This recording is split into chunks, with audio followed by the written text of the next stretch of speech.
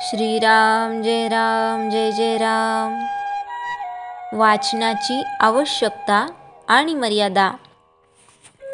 पोथ्या आणि संतांचे ग्रंथ आपण मोठ्या प्रेमाने वाचतो आणि सांगतो, पण तशी कृती करीत नाही, म्हणून आपण देवाला अप्रिय होतो। संतांचे ग्रंथ हे अगदी प्रिय व्यक्तीच्या पत्राप्रमाणे मन लावून वाचावेत। हा ग्रंथ माझ्याच करता सांगितला आहे, तो कृतीत आणण्याकरता आहे, ही भावना ठेवून वाचन करावे। ग्रंथ लिहिणाऱ्याची तीव्र इच्छा असते की त्याप्रमाणे लोकांनी आचरण करावे। त्यावरची टीका वाचताना मूळ ग्रंथातला मतितार्थ लक्षात आणावा। भाषांतरकार हा भाषांतरामध्ये आपले थोडे घालतोच। मूळ ग्रंथ वाचणे हे केव्हाही चांगले। संतांचे ग्रंथ हे आईच्या दुधासारखे, तर टीका आणि भाषांतर हे दाईच्या दुधासारखे आहेत। हा फरक जाणून घ्यावा। कित्येकांच्या बाबतीत वाचन हे सुद्धा एक व्यसन होऊन जाते। उगीच वाचित बसण्यात फायदा नाही। नुसत्या वाचनाने काही साधत नाही। जितके वाचावे तितका घोटाळा मात्र होतो। वाचावे कुणी, तर ज्याला पचविण्याची शक्ती आहे त्याने। बाकीच्या लोकांनी फार वाचू नये। त्यातही वर्तमानपत्र वाचित वेळ घालविणे म्हणजे आपण होऊन जगाला घरी बोलवणे होय।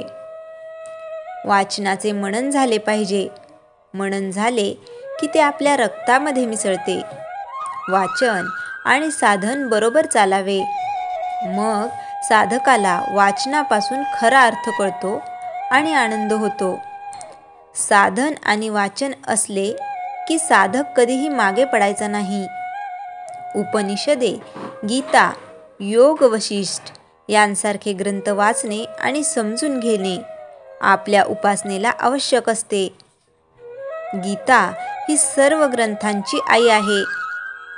प्रवृत्ती आणि निवृत्ती, कर्मयोग आणि कर्मसन्यास यांचे एकीकरण करण्यासाठी गीता सांगितली आहे।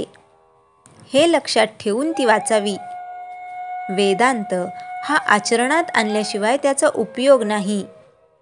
हितकारक गोष्ट आचरणात आणलीच पाहिजे। समजा आपण एका गावाला जायला निघालो आहोत आणि मोठ्या रस्त्याने जातो आहोत। वाटेत एक माहितीगार इसम भेटला आणि त्याने आपल्याला जवळची एक पायवाट दाखवली। त्या पायवाटेने आपण आपल्या गावी लवकर पोहोचतो। तसे उपासनेच्या मार्गामध्ये स्वतःचाच दोष स्वतःला कळत नाही। आपले मन ताळ्यावर राहत नाही। अशा वेळी गीतेसारख्या ग्रंथांच्या वाचनाने आपला दोष आपल्याला कळतो आणि आपली चूक आपल्याला कळली तर आपण लवकर सुधारतो। श्रीराम जय जय राम। चैतन्यवाणी। पोथी वाचायची ती कशाकरिता, साध्य काय, साधन काय हे जाणून घेऊन त्याप्रमाणे कृती करण्यासाठी। श्रीराम जय जय राम। जयाच्या जनी जन्मनामार्थ झाला, जयाने सदा वासनामात केला। जयाच्या मुखी सर्वदा नाम कीर्ती, नमस्कार त्या ब्रह्मचैतन्य मूर्ती। श्रीराम जय जय राम।